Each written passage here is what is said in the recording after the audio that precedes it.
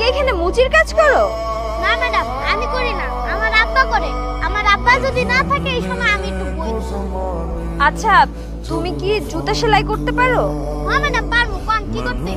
আচ্ছা, আমার এই জুতাটা একটু সেলাই করে দাও না, খুবই আর্জেন্ট আমার লাগবে। আর আশেপাশে কোনো দোকানও দেখতে পাচ্ছি না যে নতুন একটা জুতা কিনবো। ম্যাডাম আপনার জুতাটা দেন, আমি ঠিক করে দিতেছি। বুঝু যা বাবা, তুই এখন বাসা যা, আমি বসতেছি। হৃদয়, তুমি এখানে? ইমু তুমি? তার মানে এই ছেলেটা আমার? তোমার কত বড় সাহস, তুমি আমার ছেলেকে দিয়ে মুচির কাজ করাচ্ছো? আব্বা উনি কি কইতাছে? হে কি আমার মা? হ্যাঁ বাবা, আমি তোমার মা।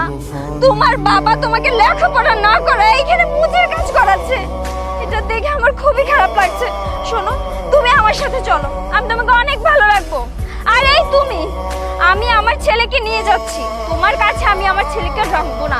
নিজে একটা মুচি, আমার ছেলেটাকেও মুচি বানাচ্ছ। লেখাপড়া তো কিছু শিখাচ্ছ না, উল্টা মুচির কাজ শেখাচ্ছ। সারাটা জীবন আমার ছেলে মুচিগিরি করবো, আর ভবিষ্যৎটাই তুমি নষ্ট করে দিচ্ছ। আমি আর এক মিনিটও আমার ছেলেকে তোমার কাছে রাখবো না।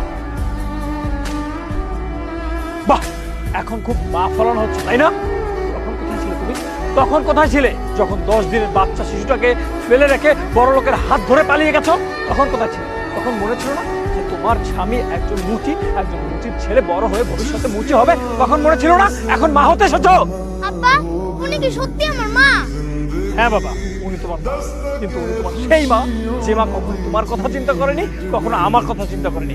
সারা জীবন শুধু চিন্তা করছে নিজের কথা, টাকার কথা। তাই তো বড় লোকের হাত ধরে পালিয়ে গেছে। একদম চুপ। আমার ছেলের সামনে ভুলভাল বলবা না, আমার ছেলেকে ভুলভাল বুঝাবা না। আর আমি যা করেছি আমাদের ভালোর জন্যই করেছি। আর এখন এত কথা বলে লাভ নেই। আমি আমার ছেলেকে আমার সাথে নিয়ে যাব। ও তাই, ছেলেকে নিয়ে যাবে? তখন নিয়ে যাওনি কেন? যখন 10 দিনের দুধের শিশুটা দুধের জন্য কান্না করছিল তখন আসনি কেন? তখন আমার বাচ্চার কান্না তোমার কান পর্যন্ত পৌঁছায়নি? তোমার ধারণা আছে আমি আমার বাচ্চাকে কত কষ্ট করে সামলেছি? কোথায় ছিল তোমার মা হওয়ার এই নাটক? হ্যাঁ বলো, আমার বাচ্চা যখন আমার বুকে বসে দুধের জন্য কান্না করছিল তখন তুমি অন্য পুরুষের মুখে সুখ খুঁজছিলে। হ্যাঁ, আমি সুখ খুঁজছিলাম। আর প্রতিটা মানুষেরই ভালো থাকতে চাওয়ার অধিকার আছে। আর ভালো থাকতে চাওয়াটা তো কোনো অপরাধের না। ওই সময় আমি কি করতাম? তোমার মতো একটা মুচির সাথে থেকে আমি কি না খেয়ে মরতাম নাকি? আর ওই সময় আমি আমার বাচ্চাকে নিতে পারিনি কারণ আমার বর্তমান হাজবেন্ড মেনে নিত না। কিন্তু এখন আমার হাজবেন্ড মেনে নিবে, আমি সেটা ম্যানেজ করব। রাজু বাবা চলো, আমি তোমাকে অনেক ভালো রাখবো, অনেক সুখে রাখবো। চলো আমার সাথে।